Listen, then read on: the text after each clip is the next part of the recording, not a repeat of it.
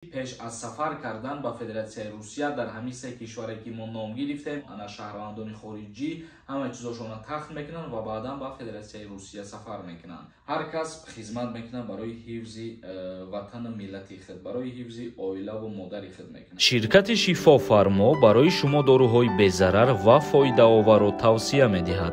میناکسیدیل برای زیاد کردن ریش و موی سر، اپیمدیوم پاستا برای زیاد کردن قوه مرد. اینچنین داروها برای سنگ و نمک گرده را نست کردن و داروها برای فربه یا خراب کردن و اینچنین داروها برای نست کردن پروستاتیت. حتما از نام کانال ما مراجعت کنید، تخفیف کرده می شود. رقم ها در روی اکران. السلام علیکم به همه تماشابینان برنامه های ساربان سفرов.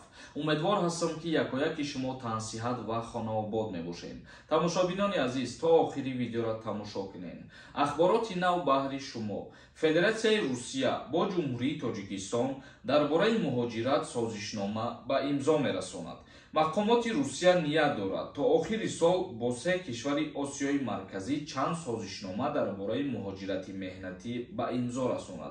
یعنی که مقامات فدراسیون روسیه تصمیم گرفت که تا آخر همین سال با سه کشوری که در آسیای مرکزی وجود دارند سازشنامه‌های مهاجرتی برای کار و فعالیت کردن مهاجران را آسان کردن، برای حجت‌هاشان تخت-گذاریشان آسان کردن سازشنامه ببندند. اینچنین گفته می‌شود سازشنامه با جمهوری تاجیکستان، ازبکستان و قرقیزستان بسته می‌شود که کارها برای افتتاح مرکزهای آموزشی پیش از مهاجرت در این سه کشور آسیای مرکزی ادامه دارد. یعنی که مرکزهای آموزشی پیش از سفر کردن به فدراسیون روسیه در همین سه کشوری که ما نام گرفتیم گشوده کرده می‌شود. برای مهاجرانی که برای شهروندانی که می‌خواهند به فدراسیون روسیه سفر کنند برای زبان آموزیشان کمک می‌رساند. و گفتن ممکن است که طبق قانونگذاری ما آنها به نفرانی که میخواهند به روسیه سفر کنند یک قطار خدمت رسانی ها را پیشنهاد خواهند کرد.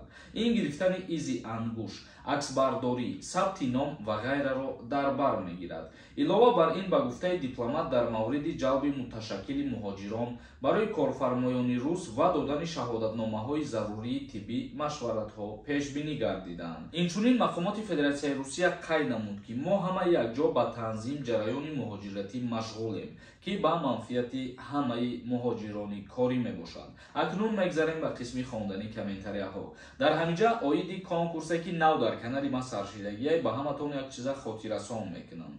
عین حال 800 دانه دیگر بلیت موندگی. همگی 42 دانه پریز داره کنکورسی ما. 3 نفری که از همه بسیار بلیت میخره در پریموی افیر با طریق اتوماتی سورپرایزش میتیم. با 1000 روبل 10 دانه بلیتون میتیم. با 2000 روبل باشه 20 دانه بلیتون میتیم. نمره واتساپی که در روی اکران هست در همین نمره واتساپ کارت سبربانک هم سویزات کردگیه. در کارت سومتون میپرتوین، کارت به نام مونیس خورشیدویچ میبروه و چکتون در همین رقم های واتساپ روان میکنین. بلیت کم موندگیه. باوری دارم که 2 روز 3 روز پس فینال انیق میکنیم. همتون دا موفقیت. سالیف نویسنده ابراجان یک پسر میبرن خدمت یا اینکه نه. نفرانی که یک پسر میباشن از دعوت کنی به خدمت حربی آزاد میباشن. شما باید خودتان در قید و اینکامات بمانید برای پویسکا روان نکردن. میوزیک نویسنده السلام علیکم اکا یک سوال میشود به ارتش جمهوری تاجیکستان طریق آنلاین نامنویسی کنیم؟ جواب انتظاریم. متاسفانه نمیشود چون که خدمت پولکی کردنی باشی اگر تو میای در اینجا 1 ماه در درس های حربی میگذاری بعد وینی بلیتت میتن. تا در فدراسیون روسیه باشی نمیتونی که پول روی کنی و بعد وینی بلیت روی کنن. اسماتوف نویسنده السلام علیکم و رحمت الله و برکاته. اگر راستایی که آدمای بی دکومنت به جنگ میبرن التماس جواب ده. در فدراسیون روسیه در نظر داری نه. کسایی که در اوچات وین ماندگی اخشانه و کسایی که گراجدانین روسیه میباشند به همو کسا تعلق دارد و گفته میشود که عین حال موبیلیزاسیون نیست و شهروندان فدراسیون روسیه را به ارتش دعوت نکرده استند. با کیف نویسنده السلام علیکم اکای سوربان خداوند عمرت دراز کند. من دپارتاسیا شدم. ای سود عفو میکنن یا که نه؟ التماس جواب گردان. پیشکی رحمت.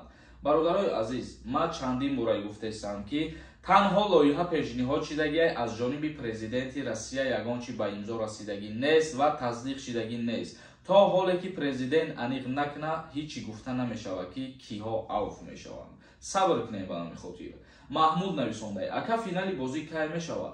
финали бозӣ аз шумо вобастагӣ дорад. ҳамин нафарое ки видеоро тамошо кардаистед дастгирӣ кунед, яктаи, дутаи ё даҳтаи билет бихаред, мумкин 2 рӯз пас финал аниқ кунед. Барот Абдуллоев нависонда: ти як мошенник, гуфти депортам мекушоям, лично ман рафта проверка кардам ФМС.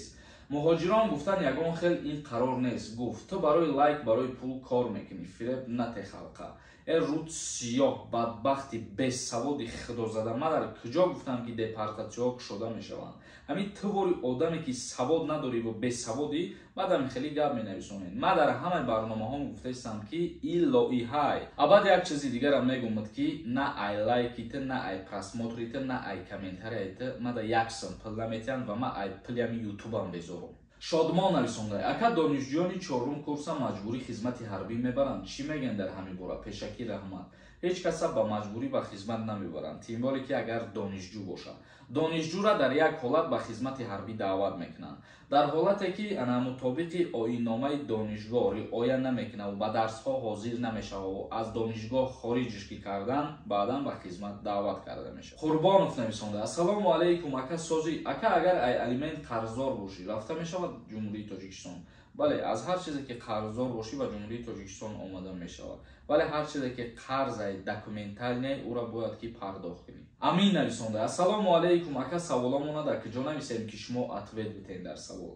ҳамин ҷоеда ки комментарията нависонди саволта метавонӣ ки бинависӣ дар ҳамин ҷо. асад нависонда: тоҷик ҳамаш дар стройка кор мекунанд. агар не бо чӣ кор мекунанд? шаҳрвандони ҷумҳурии Тоҷикистон дар Федератсияи Русия баъзеш корҳое мекунанд ки мумкин ҳамун шаҳрвандои худшон ҳамун корҳоро накунанд. ба ҳамин хотир и хел гап нанависонда кам. Карим нависонда: видваренияда видео кунед. оиди видварения ма дар каналам тақрибан як ҳафта пеш видео кардам ва ҳамаи нозукиҳоша фаҳмондагӣ ҳаст малака. южни нависонда: мардак нестен, бирен хизмат кунед. ти хизмат накунӣ, ки хизмат мекунад? гап зан брат. бале, ҳар кас хизмат мекунад барои ҳифзи ватану миллати худ, барои ҳифзи оилаву модари худ мекунад. агар мо дар ватани худмон хизмат накунем, мо ватани худмона фикри ободиша накунем, фикри пешравиша накунем, ягон миллати дигар омада дар ватани мо хизмат намекунад ва ватани моро ҳифз намекунад. ба ҳамин хотир бояд ҳамеша мо баҳри ҳифз ва ҳимояи ватани худмон омода бошем. тамошобинони азиз, ба ҳамин видеои имрӯзара ҷамъбаст мекунем то барномаҳои оянда. худованд ҳамаи мо шуморо нигаҳбон бошад. RenderForest.com